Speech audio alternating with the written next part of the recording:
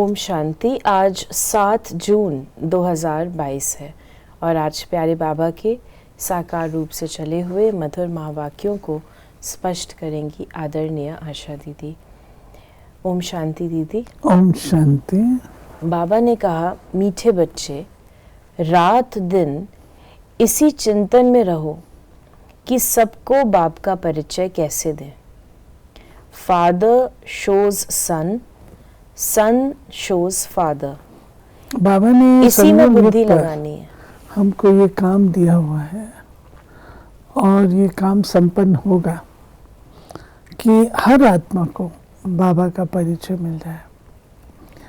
परिचय मिलने की अनेक विधियां हैं, मौखिक रूप से, भाषणों से, दूर से, और एक है साक्षात्कार के द्वारा। हमारे चलन और चेहरे से बाबा दिखाई दे। बाबा दिखेगा तो उस बाबा साक्षात्कार हमारा करा सकता है। ज्योति बिंदु का उनको साक्षात्कार होगा, तो ये काम तो होगा ही। प्रश्न है, ज्ञान जरा भी व्यर्थ न जाए, उसके लिए किस बात का ध्यान रखना है? ज्ञान धन देने के पहले देखो कि ये हमारे ब्राह्मण कुल का है। जो शिव बाबा के व देवताओं के भगत हैं, कोशिश कर उनको ज्ञान धन दो। ये ज्ञान सब नहीं समझेंगे। समझ में उन्हें ही आएगा जो शूद्र से ब्राह्मण बनने वाले हैं। तुम कोशिश कर एक बात तो सबको सुनाओ कि सर्व का सद्गति दाता एक बाप ही है। वो कहता है कि तुम अशरीरी बन मुझे याद करो तो तुम्हारा बेड़ा पार हो जाएगा। ये बाबा हम बच्चों को डायरेक्शन कहो एक देते हैं कि तुम सब तरफ से बुद्धि उखड़ा के मुझे याद करो। बेड़ा पार लगना है तो मेरी याद से ही लगना है, इसलिए उस सब्जेक्ट पे बहुत अटेंशन देना है। गीत है ओम नमो शिवाय। बाप बैठ बच्चों को समझाते हैं। दोनों बाप आ गए, चाहे वो बाप समझावे चाहे ये बाप समझावे। तो बाप बैठ समझाते हैं। तुम जो बाबा को की याद में शांति में बैठते हो, इसको ही सच्ची शांति कहा जाता है। ये है प्रत्यक्ष फल देने वाली रियल शांति, वो है झूठी। अपने स्वधर्म का पता नहीं है, स्व को अपने परमपिता परमात्मा का पता नहीं है, तो शांति शक्ति कौन देवे? शांति दाता बाप ही है। फिर बाबा ने कहा कि जो बाप, देखिए बाबा ने इसका कनेक्शन धर्म से किया कि धर्म का पता नहीं है, तो बाबा ने हमको बताया हमारा स्वधर्म क्या है, शांति है। शांति है, वो शांति दाता बाप से ही मिलती है। तो बाबा कहते ये है सच्चा धर्म। फिर बाबा ने कहा कि जो बाप कहते हैं बच्चे अशरीरी हो, अपने को आत्मा समझ बैठो। तुम तो अविनाशी हो ना, अपने स्वधर्म में बैठो और कोई ऐसे बैठ नहीं सकता। फिर बाबा ने हम बच्चों को कहा कि सारा दिन बुद्धि में रहना चाहिए, बाप का परिचय कैसे दें। अब रात दिन तुम इस चिंतन में रहो कि कैसे सबको रास्ता बताएं। पतितों को पावन बनाने वाला एक ही है। बाबा का रहस्य है कि बच्चों की बुद्धि चलनी चाहिए सेवा के प्रति, कि कैसे जन जन तक बाबा का ये मैसेज और बाबा का परिचय पहुंचाया जाए। तुम बच्चे जानते हो भारत को ही बाप से वर्षा मिला हुआ था, अब छीना हुआ है, फिर बाप देते हैं। बाप आते ही भारत में है। ये जो इतने धर्म हैं, ये सब खत्म हो जाने हैं, फिर सतयुग होगा। हाय हाय के बाद जय जयकार हो जाती है।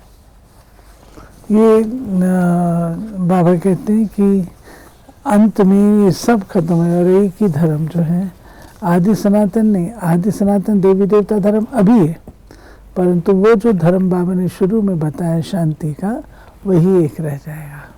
क्योंकि सतयुग में तो कोई प्रैक्टिकल ऐसा धर्म होता नहीं है। फिर बाबा ने हम बच्चों को कहा कि एकज भूल का नाटक है ना, बाबा ने कहा, हमारा बाप कौन है, उनकी मिल्कियत क्या है, जिसका मालिक बनेंगे, ये बुद्धि में है। मुख्य है ही बाप का परिचय, सारा रोला इसमें है। फिर बाबा ने कहा कि सतयुग में तुम देही अभिमानी रहते हो, हम आत्मा है। बाकी ये नहीं कहेंगे कि हम परमपिता परमात्मा को जानते हैं, नहीं, वहां तो सुख ही सुख है। दुख में सिमरण सब करते हैं। भक्ति मार्ग पूरा हो गया, ज्ञान मार्ग शुरू हुआ, वर्षा मिल गया, फिर भगवान को क्यों याद करेंगे। तो इस प्रकार बाबा ने फिर हम बच्चों को कहा कि सब शास्त्र, बाकी सब शास्त्र हैं गीता के बाल बच्चे, उनसे कोई वर्षा नहीं मिल सकता। सर्वशास्त्रमयी शिरोमणि गीता है, श्रीमत मशहूर है। ये बाबा ने स्पष्ट किया कि शास्त्रों से वर्षा नहीं मिलता। क्यों? वर्षा मिलता है पिता से। पिता ने क्या कहा, उससे वर्षा नहीं मिलता है। फिर बाबा ने कहा कि श्री है सबसे ऊंचे ते ऊंचा, श्री श्री 108 रुद्र माला, ये है शिव बाबा की माला। तुम जानते हो सभी आत्माओं का बाप ये है। तो जब हम रुद्र माला कहते हैं तो कई बार हम कहते हैं सभी विश्व की आत्माएं भी उसमें है। तो श्री श्री 108 रुद्र माला, उसको भी स्पष्ट ऐसा है कि उसमें सारी आत्माएं सम्मिलित हैं। रुद्रमाला में सारी आत्माएं सम्मिलित हैं। श्री श्री माना शिव बाबा की है, श्रेष्ठ श्रेष्ठ शिव बाबा की वो माला है जिसमें सब बच्चे हैं। फिर बाबा ने कहा, बाबा कहते हैं तुमको कोई जास्ती तकलीफ नहीं देते, सिर्फ बाप को भूलने से गिरे हो, उनको जानना है। अब तुम घोर अंधियारे से घोर सोझरे में आ गए हो, तुमको ज्ञान की डांस करनी है। मीरा की थी भक्ति की डांस, अर्थ कुछ भी नहीं। व्यास भगवान कहते हैं, अब व्यास तो है बाप जो गीता सुनाते हैं। तुम कोई को भी सिद्ध कर बता सकते हो, बाबा एक ही है, उनसे ही वर्षा मिलता है, नहीं तो भारत को स्वर्ग का वर्षा कौन देंगे। फिर बाबा ने हम बच्चों को कहा कि सारी दुनिया कहती है ओ गॉड फादर रहम करो, तो जरूर बेरहमी कर रहे हैं। ये बेरहमी कौन कर रहा है? जरूर रावण ने बेरहमी की है, बेरहमी महसूस करते हैं, तब उसको O father have mercy on me. ये नहीं जानते कि बेरहम कौन करने वाला है। रहम करने वाला बाप है एक, बेरहम है रावण जिसको जलाते हैं, परंतु जलता नहीं है। क्योंकि सबके अंदर बैठा है ना। फिर बाबा ने हम बच्चों को कहा कि बाबा कहते हैं जो मेरा भगत हो, कोशिश कर उनको ही ज्ञान दो, ज्ञान धन व्यर्थ नहीं गवाओ। तो इसको भी थोड़ा स्पष्ट करें, क्योंकि बाबा कहते हैं ये सभी धर्मों के लिए, सबके लिए, लेकिन साथ में बाबा हमें कहते हैं कि ज्ञान धन व्यर्थ नहीं गवाओ, जो मेरा भगत है उसी को ज्ञान दो। देखिए, जो चीज सबके लिए है वो है बाबा का परिचय। बाबा का परिचय, ज्योति बिंदु है, हम उसके बच्चे हैं, ये परिवार है, यूनिवर्सल ब्रदरहुड, वसुदैव कुटुंबकम। ये ज्ञान तो सर्व आत्माओं के लिए है। परंतु जो दूसरी बात है कि कैसे हम 84 जन्म लेते हैं, चक्कर लगाते हैं, ये बातें दूसरे धर्म वालों के लिए नहीं है। तो बाबा कहते हैं ज्ञान सबके लिए है। फिर बाबा कहते हैं ये बातें आपको उनको समझाने की जरूरत नहीं है। जैसे कई बार भाई बहन शुरू में ही सारी चीज, हर एक चीज कन्विंस करते हैं, वो ठीक नहीं है। सोच समझ के करना, यानी जिसका इंटरेस्ट है उसको पूरा दें, वरना ये बेसिक ज्ञान सभी को दें। फिर बाबा ने हम बच्चों को कहा कि तुम जानते हो वो बाप ऊंचे से ऊंचा है, वही भारत को स्वर्ग का वर्षा देने वाला है। नर्क के बाद है ही स्वर्ग, नर्क के विनाश के लिए विनाश ज्वाला खड़ी है। होलिका में स्वांग बनाते हैं, फिर पूछते हैं स्वामी जी इनके पेट से क्या निकलेगा। बरोबर देखते हैं यूरोपवासी यादवों की बुद्धि से साइंस की कितनी इन्वेंशन निकलती है।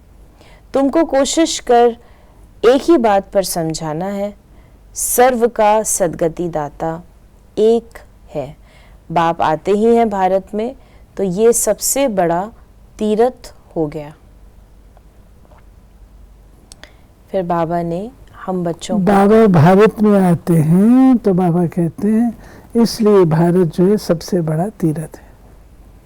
फिर बाबा ने कहा कि बाबा कहते हैं बच्चे अशरीरी बनो, अशरीरी बन बाप को याद करो, इससे ही बेड़ा पार होगा। सब आत्माओं का बाप वो एक ही है। बाप का फरमान है मुझे याद करो तो योग से विकर्म विनाश होंगे, अंतमति सो गति हो जाएगी। हमको वापस जाना है, जितना हो सके जल्दी जावे, परंतु जल्दी तो हो नहीं सकता। ऊंच पद पाना है तो बाबा को याद रखना है, हम एक बाप के बच्चे हैं। फिर बाबा ने हम बच्चों को कहा कि झाड़ में देखो ऊपर में खड़ा है और ये नीचे तपस्या में ब्रह्मा बैठे हैं। ब्रह्मा बाबा की बात है ना। इनके ही फीचर्स सूक्ष्म वतन में दिखाते हैं, ये जाकर फरिश्ते बनते हैं। श्री कृष्ण इस समय सावरा है ना। पहली बात जब तक न समझाए तब तक कुछ समझेंगे नहीं, इसमें ही मेहनत लगती है। माया फट से बाप की याद भुला देती है।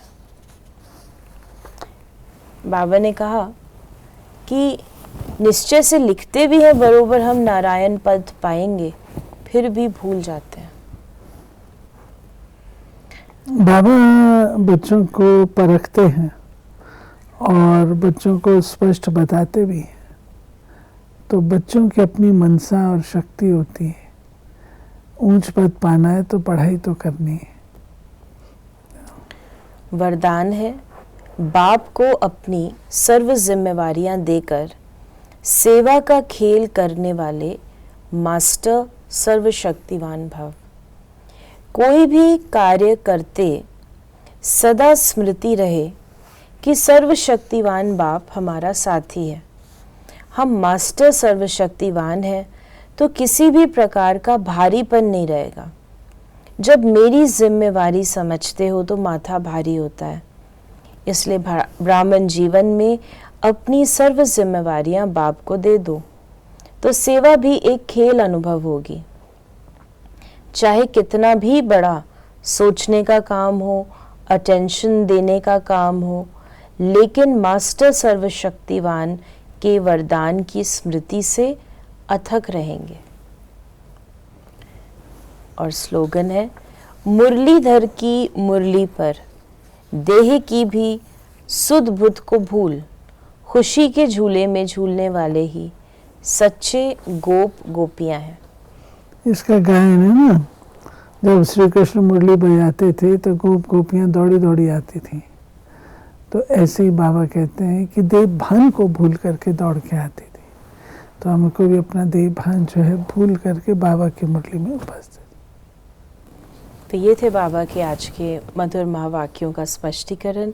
यदि आपके मन में भी कोई सवाल है तो मैसेज या व्हाट्सएप करें 8826599309 पर। ओम शांति।